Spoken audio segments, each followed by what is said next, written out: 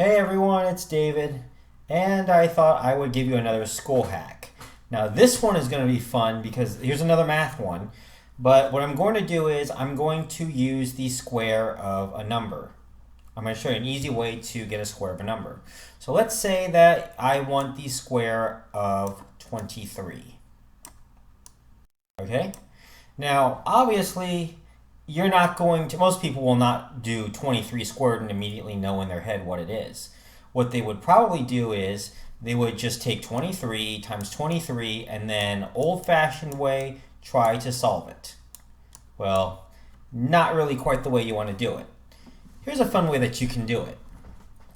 So let's say that I have a number, all right? I'm going to take any number. I'm going to say 3, and I'm going to subtract and add 3. Okay, so adding 3 to 23 is 26, and subtracting 3 to 23 is 20. Now I'm going to multiply 26 times 20. Much easier, right? Let me show you. So 26 times 20 is 520. Now you are obviously saying, well, this is not the square of 23. No, it's not. Now what we're going to do is we're going to take this number 3, we're going to square it and add it back to 520.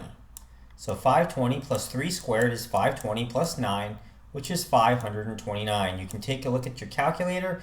That is exactly what it is. So why is this hack possible? Well, let me show you.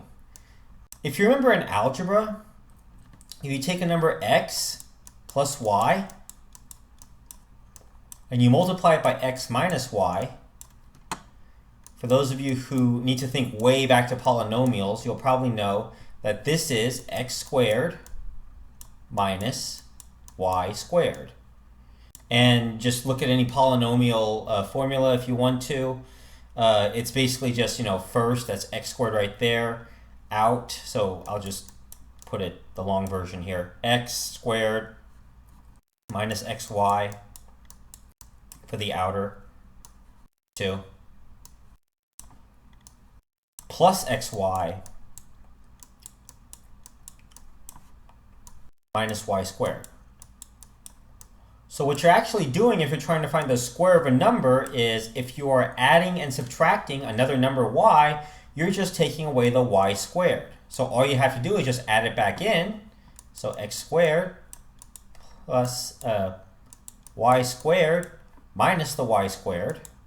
I forgot to put that added on right there. And what you have is your number squared. So if you wanted to do a much harder one, let's say, for example, I want 54 squared, then all you got to do is just take this number right here, a 4. I'm going to take a 4, and it's going to be 50 times 58. So if you do 50 times 58, well, in my case, I can do it in my head. It might take a little bit more time for you guys, but it's a lot easier than just getting 54 times 54 because you know that you will find out 58 times 5 is 290, and then you just add another 0 on it. And then you add your difference, which is 4 squared, which turns out to be 2,916.